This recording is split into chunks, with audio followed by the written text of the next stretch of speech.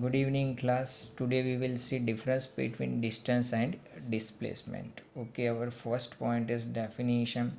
So we know that what is path length? The path length, or you can say distance, is the total distance covered by the body during its journey, or you can say during its motion, is path length. And displacement is defined as shortest distance between initial and final position. Okay, so to calculate displacement, we can draw a straight line between initial and final position. Okay, and length of that straight line gives us displacement. Okay, next is distance is a scalar quantity while displacement is a vector quantity. Why distance is scalar? Because distance को define करने के लिए, describe करने के लिए सिर्फ और सिर्फ मैग्नीट्यूड चाहिए, डायरेक्शन की ज़रूरत नहीं पड़ती है. That's why distance is a scalar quantity. To define displacement we need magnitude and direction both. That's why displacement is a vector quantity. एक बार फिर से स्केलर और वेक्टर क्या होता है वो देख लेते हैं. स्केलर क्वांटिटी मतलब ऐसी क्वांटिटी जिसको डिफाइन करने के लिए मैग्नीट्यूड इनफ है, डायरेक्शन की ज़रूरत नहीं पड़ती है.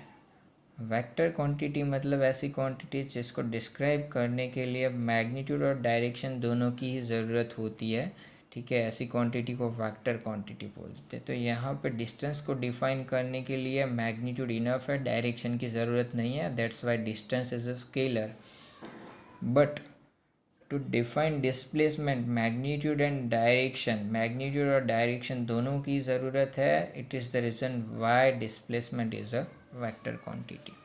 Okay, in our last lecture we gone through one example. In that example we deal with many cases. In each case you can clearly see that distance is always positive, while answer of displacement in different cases are in positive, negative or zero. So displacement can be positive, negative or zero. Displacement positive भी हो सकता है, negative भी हो सकता है और zero भी हो सकता है. Okay, next quantity. Okay, we will see over here is average speed.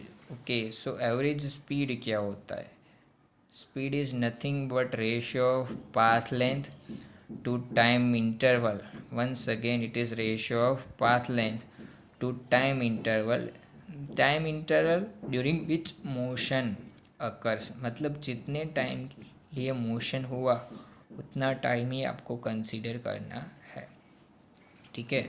So average speed is defined as ratio of path length to time interval during which motion occurs. Okay, we know that path length is measured in a meter and time is measured in a second. So unit of speed is meter per second. Okay, speed is average speed. So average speed is denoted by v bar or v. Okay, so over here we can write equation that v bar is equal to x by t, where x is path length and t is time interval. Okay, next we will see a average velocity. Okay, so normally हमें यही लगता है कि speed और velocity same होता है, but no, there is a difference between speed and velocity. Okay, so let's see what is average velocity. So average velocity over here you can say it is defined as displacement per unit time interval, or you can say average velocity is the ratio of displacement to the time interval in which displacement occurs. Okay, while average velocity is displacement per unit time interval, but the average speed is what? Path length per time interval. आप numerator देखो, दोनों के different है. Average speed is path length per time interval and average velocity is displacement per time interval, per unit time interval. So displacement is measured in meter, time is measured in seconds. So once again unit of average velocity is meter per second, which is same as that of average speed. Okay, now let's see one example. Okay, एक example देखते हैं कि एक car है. ठीक है, एक car है, वो टी इक्वल टू ज़ीरो पे, कहाँ पे? ओ पॉइंट पे है. ठीक है, then after it goes to point R and then returns to Q in 2 second. Okay, it goes to, O से स्टार्ट कर रही है, it goes to R. Okay, and then it returns to Q, और वहाँ से return कर रही है स्ट्रेट लाइन पे ही अप टू दिस पॉइंट, यहाँ पे क्यू तक। ठीक है, आप यहाँ पे देख सकते हो, ये जो लास्ट एग्जाम्पल हमने डिस्कस किया था वही है, ये पॉजिटिव एक्स एक्सिस, ये नेगेटिव एक्स एक्सिस। तो आपको क्या फाइंड आउट करना है, find average speed and average velocity of a car for this figure. Okay, आप देख सकते हो एवरेज स्पीड क्या होता है, path length per unit time. तो आपका पाथ लेंथ आप देखो कहाँ से कहाँ तक गए आप, 0 से लेके आप 40 तक गए थे। आप कहाँ तक गए थे, 0 से लेके 40 तक गए, आर पोजीशन तक गए, और वहाँ से वापस कहाँ पे आए, क्यू पॉइंट पे आए। तो आपने टोटल जो पाथ लेंथ कवर किया वो कितना था, टोटल पाथ लेंथ जो हमने कवर किया वो है 0 टू आर, मतलब ये 40 प्लस वंस अगेन वापस 0 तक आए 80 प्लस क्यू तक गए हैं। तो ये टोटल आपका जो पाथ लेंथ होता है वो है 100। टोटल आपने डिस्टेंस कवर किया है वो 100 है। तो आपकी एवरेज स्पीड है 50 मीटर पर सेकंड, क्योंकि आपने जो टाइम लिया था वो 2 सेकंड है।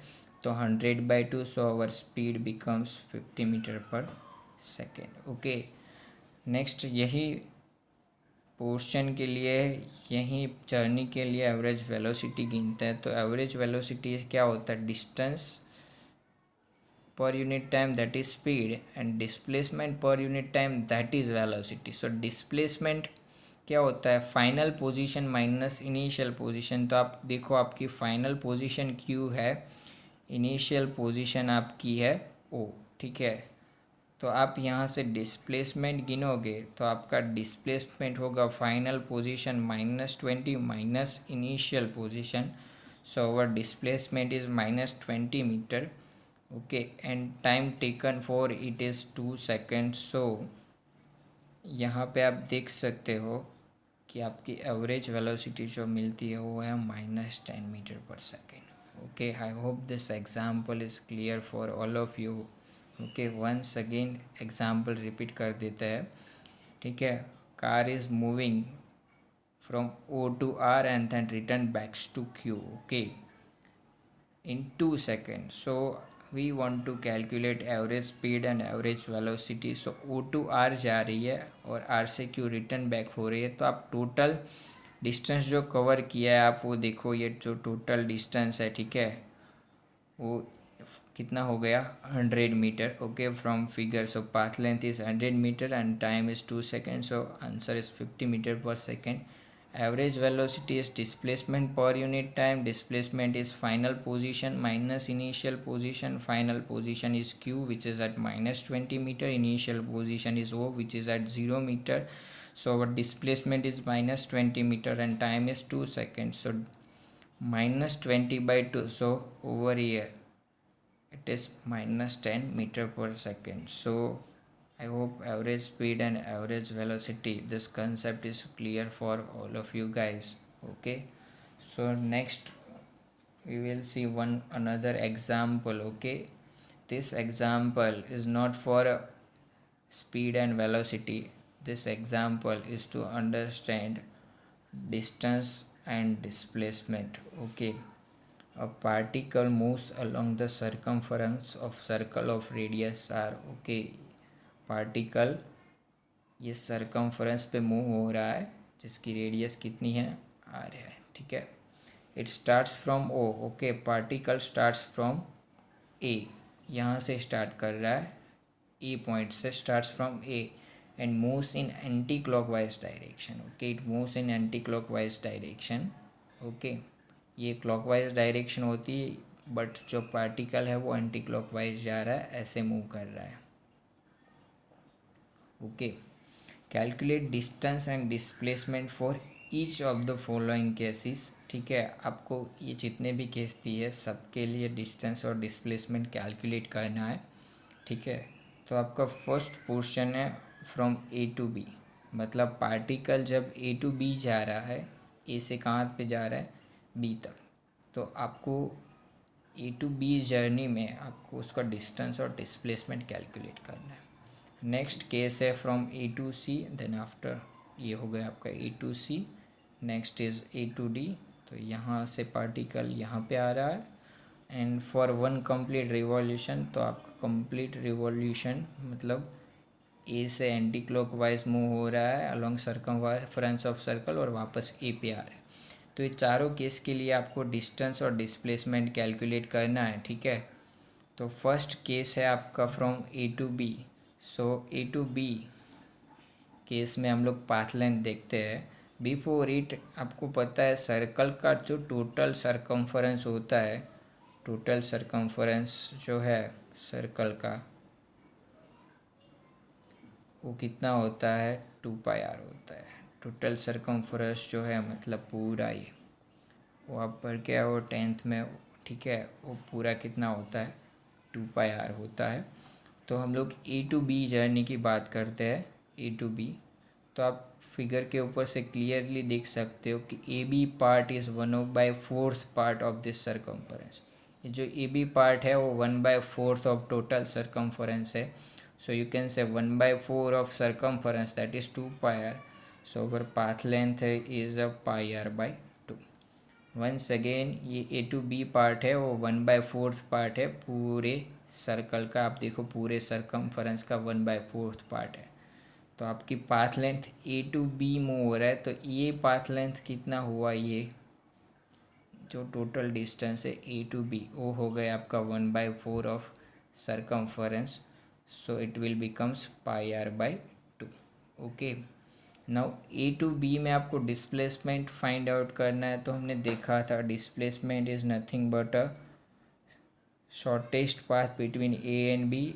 सो ओवर ईयर शॉर्टेस्ट पाथ आप ड्रॉ करो, मतलब आप इनिशियल और फाइनल पोजीशन के बीच में एक स्ट्रेट लाइन ड्रॉ करो। तो आप फिगर के ऊपर से देख सकते हो कि ये रेडियस आर है, ये भी आर है, तो एक आपका ये राइट एंगल ट्रायंगल बन गया, ठीक है।